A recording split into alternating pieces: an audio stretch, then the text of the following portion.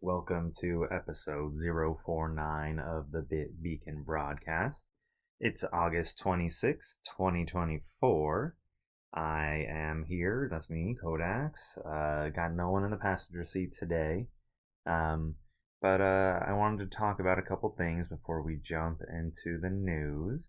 Or really just one thing before we kind of jump into the news, and then a mini story, and then we'll get into my two news topics I have for you today. First, I just wanted to mention that I wrapped up Monster Hunter Stories on PlayStation 4. Well, technically I'm playing it on PS5, but it's a PS4 game. And so I finished the story of Monster Hunter Stories. I kind of decided against doing all the end game content. Reason being, it just seemed like a whole lot of grinding to get those last trophies. And I just not really feeling the combat that much that I want to continue with the game in that kind of grindy capacity without any kind of story beats to drive things forward and make things interesting. That being said, I enjoyed the game. If I had to, give it a number, I'd say it's a solid 7 out of 10. Why not? 7 out of 10. I think that's pretty good. I'm curious to play the sequel. I've heard by most players' accounts it's a much better game, especially with the combat. I have heard some people that said that maybe things got a little too overcomplicated in the sequel. So I'm looking forward to being the judge of that. Whenever I get around to playing Monster Hunter Stories 2, which what I understand is set several years after the first game. And you play as a new protagonist who's like a younger character, but a lot of the characters from the first game are there, but like older. So it'll be fun to revisit the cast, even though the story itself is not particularly strong. It's basically a young character with a young group of friends goes out and saves the world from this dark, mysterious, plaguey like force out in the wilds. Nothing revolutionary, nothing gonna blow you away, but it's there, it's fun. It's like a Saturday morning cartoon. I think that's the best way to phrase it. Aside from that, like I said, I was real busy last week. I celebrated a major life milestone. Got married, so that was pretty cool. Had a party on the weekend with family and friends. It was a good time. So not a whole lot of time for other games. I had like one day to kind of power through the last bit of Monster Hunter Stories, but I am looking forward to Genshin Impact's version 5.0 update, which adds the new region of Natland to the world map and a whole new story and lots of exploration to do. And that launches Tuesday night, Wednesday morning, depending on where you're at in the world. So for me, it'll be tomorrow night, which I'll be busy with something else. Sorry, I just realized I was recording with the wrong microphone. So I'm switching to the correct microphone now. Glad I caught that early. But yeah, apologies for those first 3.5 minutes or so where the audio might not be up to its usual snuff. But anyway, so I'm looking forward to the new Genshin Impact version 5.0 update. I wanted to talk a little bit about some controversy surrounding it. I don't really have any notes on this. I just thought it was maybe worth mentioning. So each region that gets added to Genshin Impact since the game's launch. So you had the first region known as Mondstadt, which is kind of based on like German, European kind of scenery and lore and naming conventions and things like that. And then you have the second region, Liyue, which is heavily like emphasizing like Chinese culture and influences. And then you have the third region, Inazuma, which is heavily inspired by Japanese culture. And then the fourth region, Sumeru, I guess you could kind of say Sumeru. It's like got a rainforesty jungle slash desert. There's definitely some like Eastern vibes going on there, but not like yeah, there's really, I'm not sure exactly what the region would be. There's no like one specific country, that's for sure. And then we had Fontaine, which was heavily inspired by France and the kind of surrounding areas there and their culture. And then we have this new region, Natlan, coming in the version 5.0 update, which is basically taking African, Central, and Southern America and Pacific Islander kind of tribal vibes and meshing it into one like region of the game. And so where the controversy lies is that like while there's all kinds of direct inspiration taken from these incredibly vast cultures, all of the characters in the game that are being used to, propel the story forward and, get characters that you can play as, playable characters that you can get through the gacha system. They're all basically lily white, or they have just the slightest little tan. And we've known about this for a while now when they first kind of showcased all the characters. And understandably, a lot of players, Genshin Impact is a global game with a global audience, but Genshin Impact is seemingly made primarily first for the Chinese audience. It's a Chinese game. And I'm not going to make any sweeping generalizations about the Chinese audience for Genshin Impact, but, a lot of players are accusing either the developers, the marketers, the character designers, whoever's calling the shots over there of basically whitewashing all of these cultures and just erasing anybody with melanin from those cultures and swapping in basically a white or slightly tan stand-in in place of these cultures, the people of these cultures. So there's been a huge outcry from fans. There's been like petitions, and the company who makes Genshin Impact, MiHoYo, HoYoverse, Cognisphere, whatever you want to call them, has been completely silent on the matter pretty much.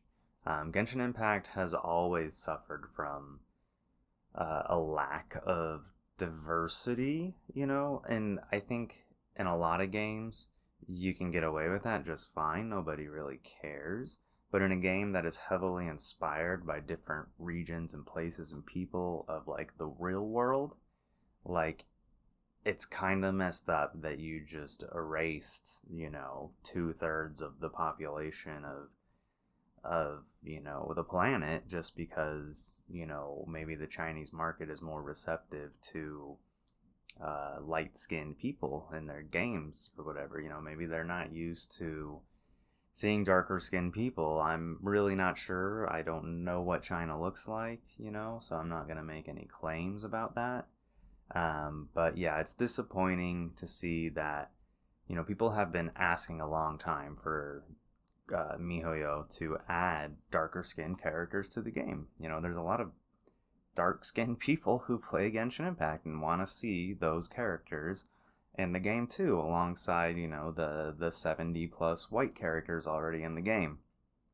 And one thing that's maybe funny enough to mention is that when the controversy first kind of broke out, the version 5.0 was still in like beta testing before it launches, this next week or tomorrow. And they were getting updates to the beta server every couple weeks or every few days. And after the big controversy happened, what MiHoYo did was they apparently darkened the skin of a lot of the non-playable characters in the game, so like the quest givers or the random townsfolk. But all the playable characters, the characters that sell people on the game and sell, currency to get the characters, they're all still, white or very lightly tanned. Um, so it's done really little to appease anyone. And in fact, it's probably only made things worse. It's like, oh, all these generic people, they can be dark skinned, but, the actual heroes of the game, well, they're all white. So it's a messy situation. And MiHoYo doesn't seem to be receptive to these Western complaints. They're just making their game for their audience, and if you don't like it, stop playing, I guess, is their message. Now, is there time to course correct still? Possibly. Cognosphere, MiHoYo, whatever, they put out a video that showcased like 10 new characters, coming to Genshin Impact, and they were all from this new Natlan region. And they're all white. They're all pretty white. There's a couple like lightly tan characters, like I mentioned. But it doesn't seem, and we only get like two or three new characters every patch. Sometimes only one new character in like a Genshin Impact patch cycle, which is every 6 weeks when new content drops. And so if they have these 10 characters that they already announced that have to, they're not going to change the color of these characters' skin, even if, they're from a tribe based on like African culture. They're just basically ignoring that, and they're just going to put these characters out. Now, could there be more characters we don't know about yet that come from this region? Yeah, and maybe there's time for them to make adjustments to that. But you can't just change the color of some of these characters' skin, because different people from around the world have different like bone structure, and their faces look different than that of like, Asian and white characters would, So I feel like they do have their work cut out for them. It feels like they're just going to ignore it, though. I don't think they're going to do anything meaningful. And it kind of brings up another problem that they have. They have this new game, Zenless Zone Zero, that I'm not playing. But that game heavily is inspired from like African American, or very urban cultures, street culture from around the world. And again, everyone is white in that game, and it's like street culture did not come from white people. And they all got these characters are all, as the kids would say, very drippy, with their cool outfits, and they look, stylish and hip and cool. And not that white people can't be stylish, hip, and cool, but I mean, it didn't originate there, that kind of culture. So it's becoming a problem, I think, and I think it could hurt them long term with Western audiences. And I believe it's a perfect opening for another one of these games, to produce a game that represents more than just,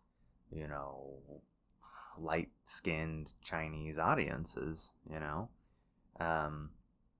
So we'll see what happens. I think if there's any reaction to this from within the company, I don't think we'll see any updates on this kind of situation until like a year from now. I think they're so far ahead with their content and their vision. Like, they're working on stuff that won't be coming out until like next year. And then most of the like current content is already like, fairly fine tuned. So these changes would have to come like after the Natlan region of Genshin Impact, which, and then whatever comes next after Natlan, I think it's Snezhnaya, will be the next region, and that's like heavily inspired by Russia. So gonna be a lot of white people in that version update of the game as well. So yeah, it's just interesting. I don't know what they do, but I do feel like the trust is kind of broken at this point. Like I said, people have been asking since the first version of the game, like, hey, are there any dark-skinned people, in this world? And according to MiHoYo, the only dark-skinned people are non-playable characters. So, tough luck if you were hoping to play as a badass non-white person. Okay, So that's it for my little mini story on the Genshin Impact controversy going around. I don't really have any new events coming up. I haven't bought any new games. There is some stuff on the horizon coming out soon. But yeah, it's been kind of a slow month for pickups, which I'm fine with. It's been an expensive month for me. But so let's talk our first story.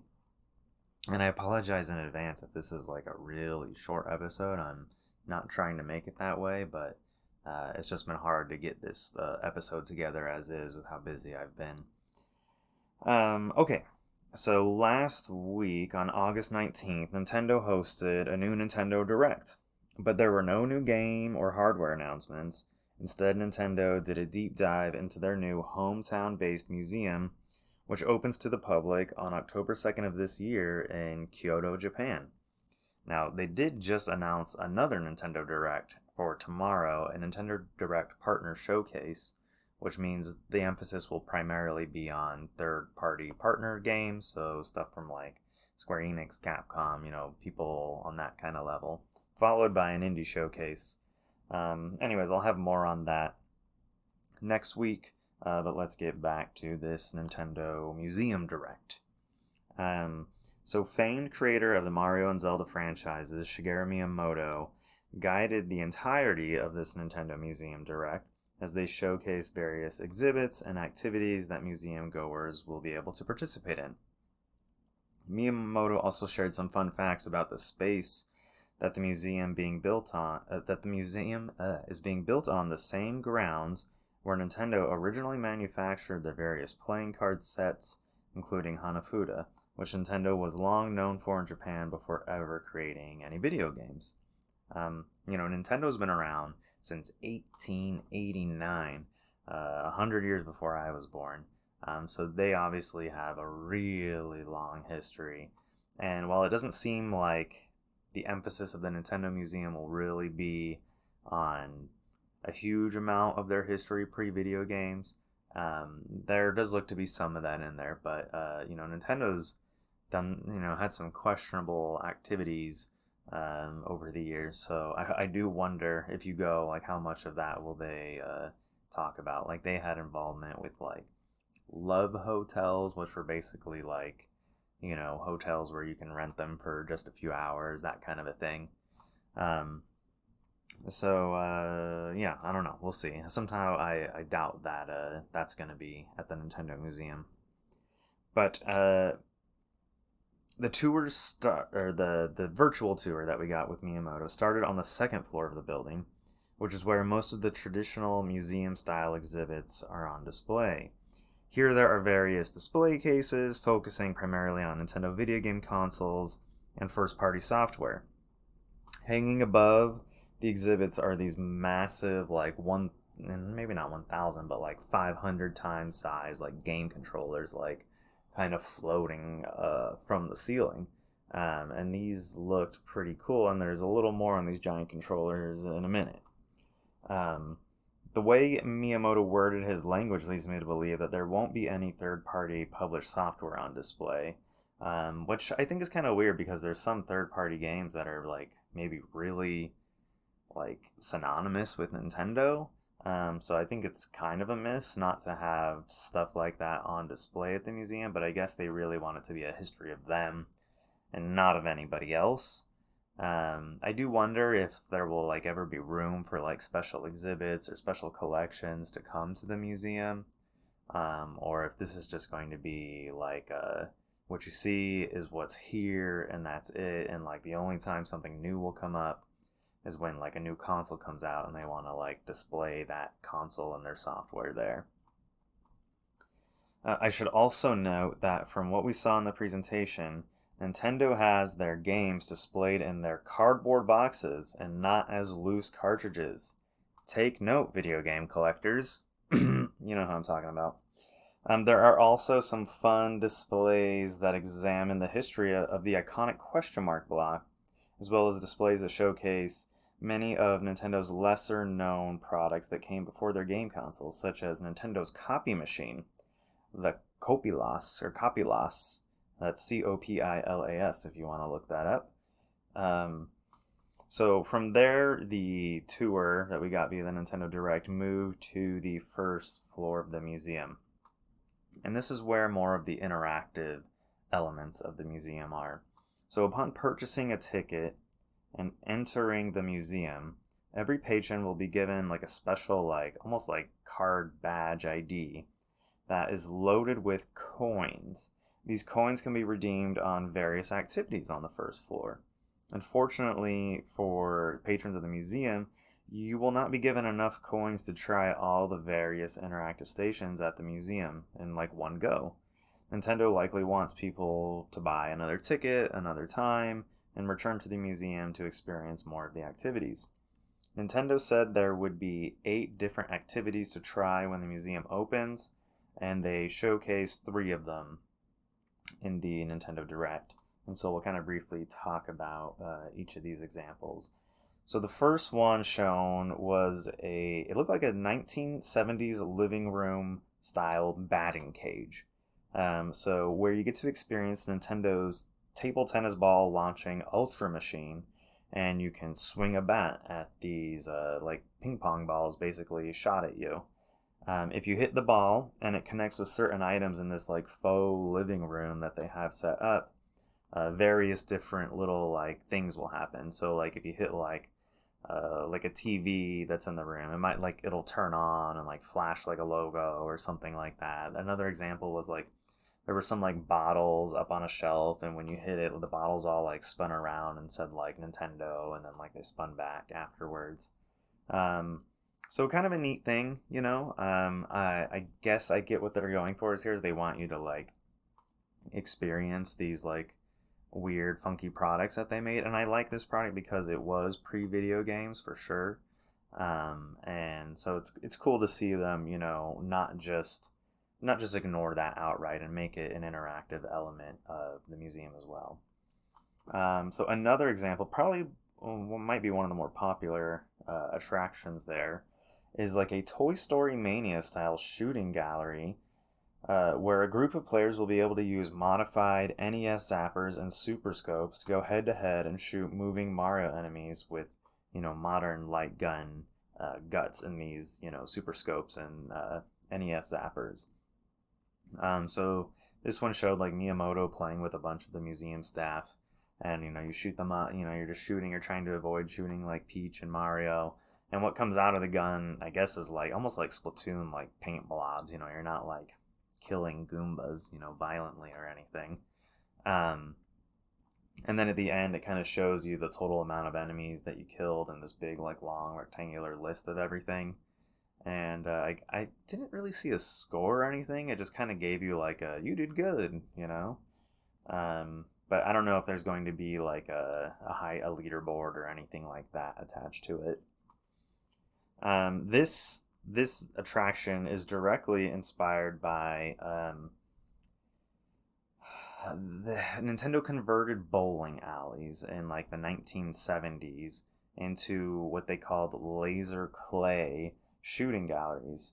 And these use like early light gun technology to kind of simulate like you were like out at the lake and you were like trying to shoot like ducks and or what do they call those clay discs that get launched and then you go, you know. Sorry, that was a bad miming there.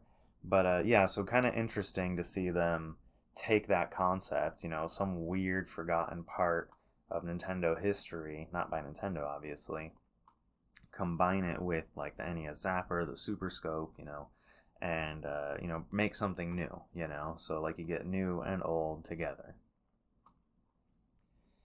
In the final example, Miyamoto guides us to a room with those giant controllers we saw earlier hanging above the exhibits, but these ones are actually functional and hooked up to playable games. Patrons will likely need to team up with 1, 2, or maybe even 3 other players to try to play the games together, with each person focusing on a different part of the controller. So imagine an N64 controller. You're going to need maybe one person on the stick, you're going to need one person on the C buttons, and you're going to need another person on the face buttons. So yeah, like the controllers are literally that big. They even have a giant Wii controller and nunchuck. And they showed a demo of, I think it was Wii Sports Resort, where you like fly the plane around holding the controller in your hand. I don't know if you remember that. And the video literally showed a person their whole entire body needing to be used to like move the controller around just to get the motion sensing thing to work. So pretty cool that they've made functional monster size controllers. I don't know what this means for collectors. If you like have every Nintendo controller, I don't know how you're going to get your hands on one of these. I do wonder, they're probably not hooked up to real hardware. They're probably hooked up to like some modified version of the Nintendo Switch Online, like classics collection sort of thing.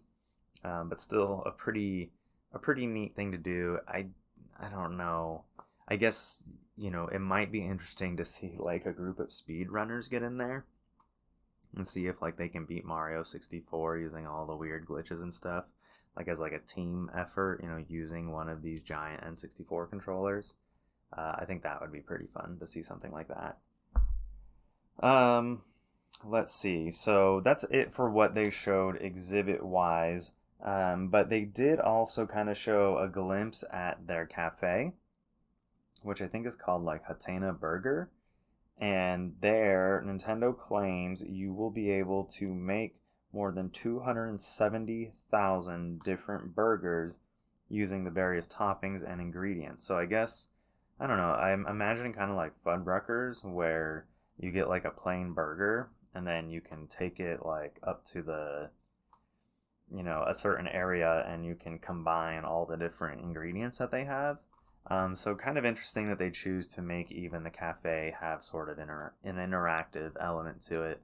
Nintendo's all about play and money, of course, their business. And so it's just nice to see them kind of encouraging a sort of silly playfulness, although hopefully nobody makes anything that, that they wouldn't want to eat. Like, I don't know, what are they going to have, like peanut butter and jelly available for your burger? 270,000 seems like quite a lot of potential combinations.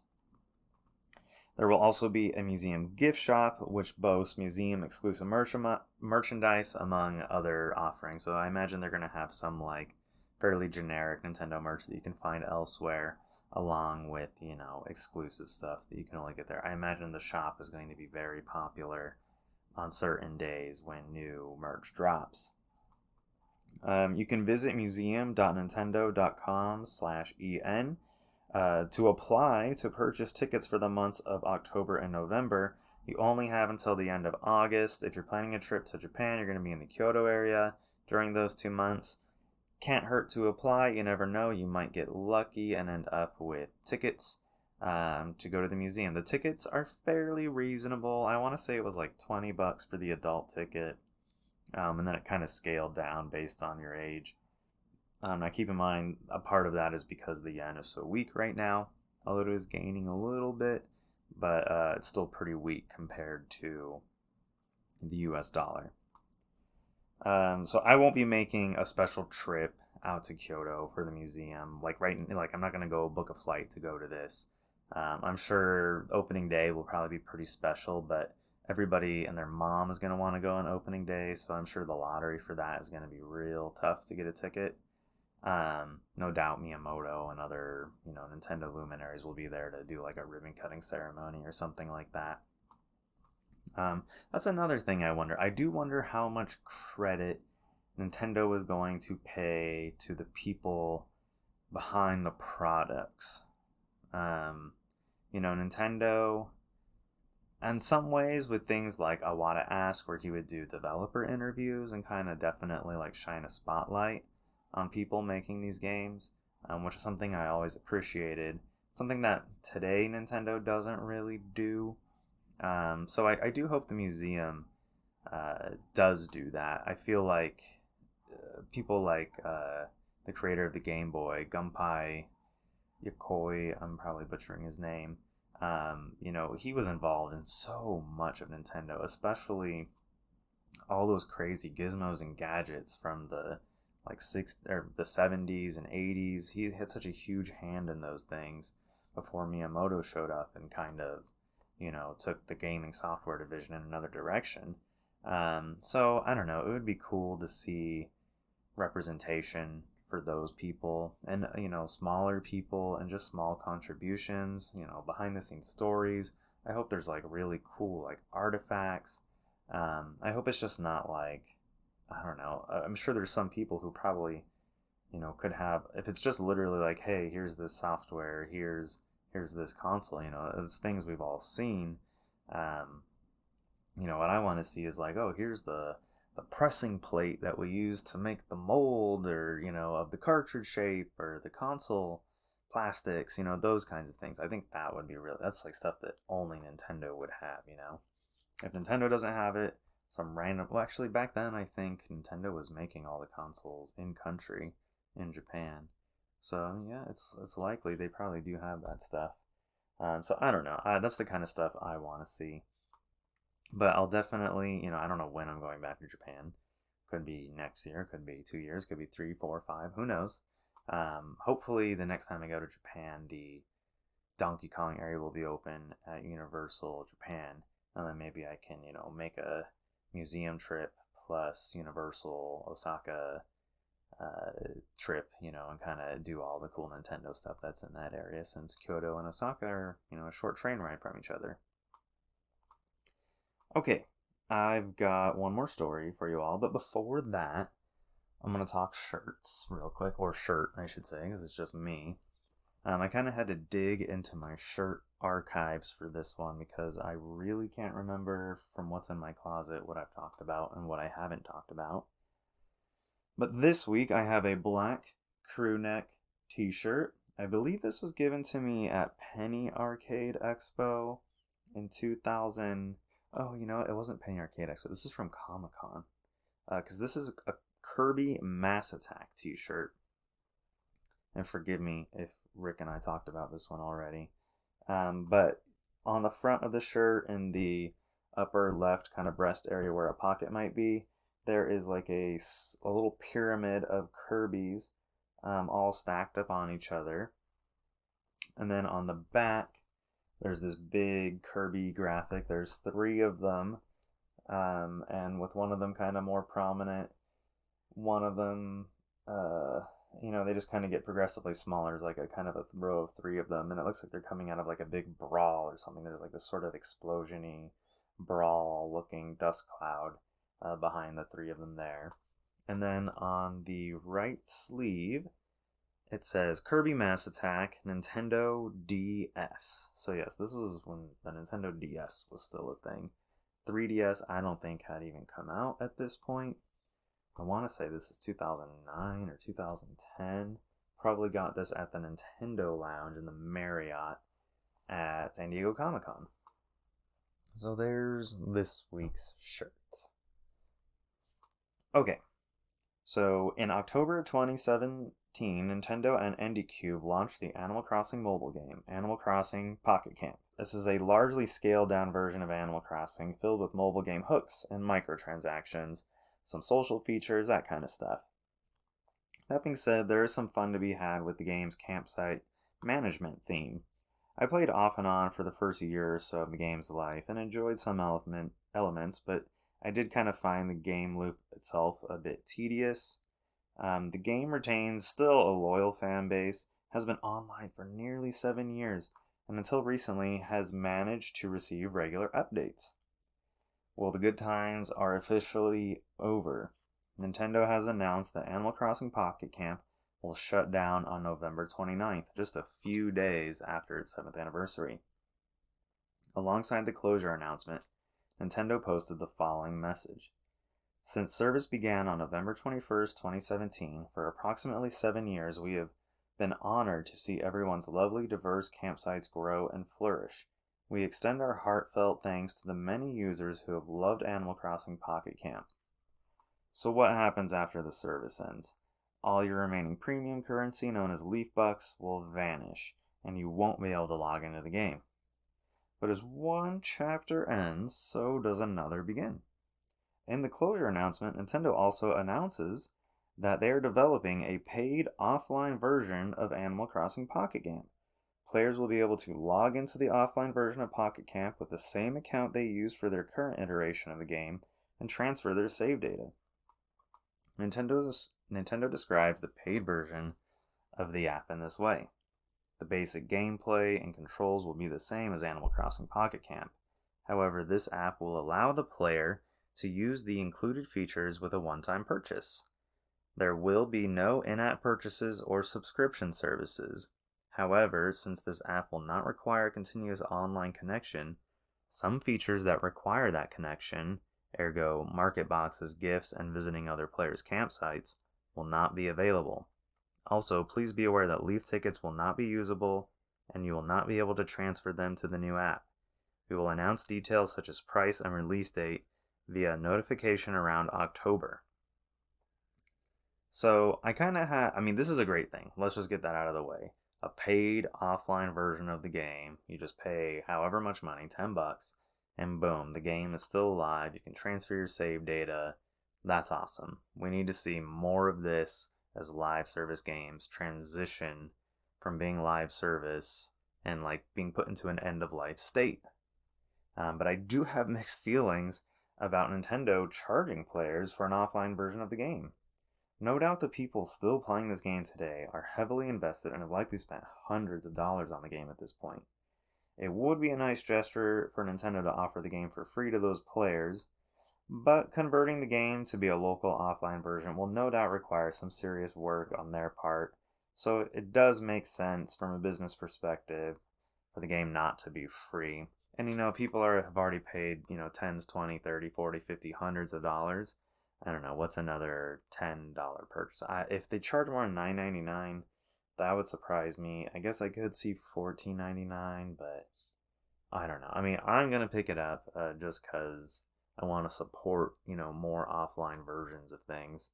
And this is one of Nintendo's earliest mobile games. I think before this, the only other games were Miitomo and Super Mario Run? And Miitomo shut down a year or two after it launched. Whereas Super Mario Run is still going and occasionally gets new events, but no actual new content is being added to the game. But yeah, that's pretty much it. Fire Emblem Heroes, that's their other big, huge, long-term project. But that's being made directly by Intelligent Systems, but it is published by Nintendo, and Nintendo owns the IP. But yeah, this is really the best case scenario. This preserves the game to some extent because it is still digital only for future generations of gamers to check it out, and allows current players to keep the good times rolling sans those online features. If I have any concern about the offline version, it would be that some apps eventually grow to become incompatible with current versions of iOS and Android. Developers have to go back to their old games and make modifications to them, permission adjustments, so that they can continue to function on newer and newer hardware. And it remains to be seen if Nintendo will take steps like that to make sure Pocket Camp Offline, or whatever they end up calling it, is playable into the future, the far, far future. That's all I got. End transmission.